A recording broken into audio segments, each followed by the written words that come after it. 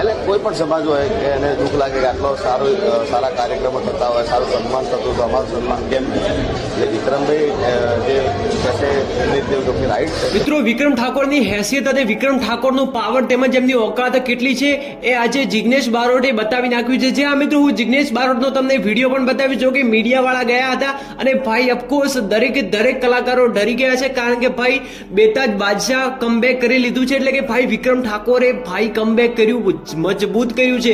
ખાલી એક ઠાકોર સમાજનો વ્યક્તિ ના બોલાવે એમાં તો ભાઈ પોતાની આખી સમાજ ભેગી કરી નાખી છે.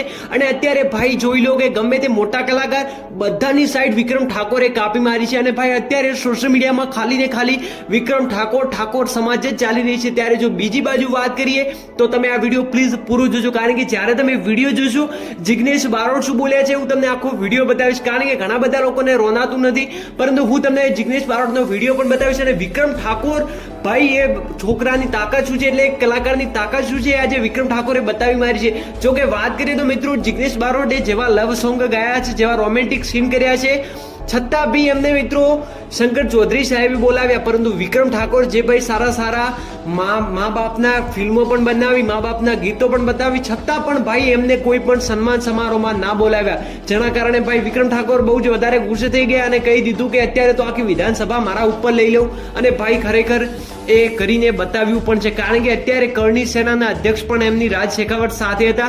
તેમજ બીજી બાજુ જો વાત કરીએ તો ઠાકોર સમાજના દરેક કલાકારો ત્યાં હાજર હતા અને વિક્રમ ઠાકોરને સપોર્ટ કર્યો. જ્યારે કોઈ અન્ય સમાજ હોત તો મારું માનવું છે ત્યાં સુધી કોઈ એક પણ વ્યક્તિ ત્યાં આવત નહીં. આ વિશે તમારું શું મંતવ્ય છે તમે મને કોમેન્ટ બોક્સમાં જરૂર જણાવજો. ત્યારે ચાલો હું તમને જિગ્નેશ બારોટનો એક ખાસ વિડીયો બતાવું કે જિગ્નેશ બારોટે શું કહ્યું છે વિક્રમ ઠાકોર વિશે. તેમજ જો વિડીયો પસંદ આવે તો લાઈક કરજો. તેમજ ગુજરાતનો કિંગ તમે કોને માનો છો, ગમન સાંથલને માનો છો કે વિક્રમ ઠાકોરને, પણ મને તમે નીચે કોમેન્ટ્સ કરવાનું ભૂલતા નહીં. કારણ કે ભાઈ અત્યારે તો ક્રેઝ જોઈએ તો વિક્રમ ઠાકોરનો ક્રેઝ હાલી નીકળ્યો છે. તો તમે મને કોમેન્ટ્સ કરવાનું ભૂલતા નહીં કે શું વિક્રમ ઠાકોરને વિધાનસભામાં બોલાવશે કે નહીં સન્માન માટે. તો તમે મને નીચે કોમેન્ટ્સ કરીને જરૂર જણાવજો. જુઓ વિડીયો.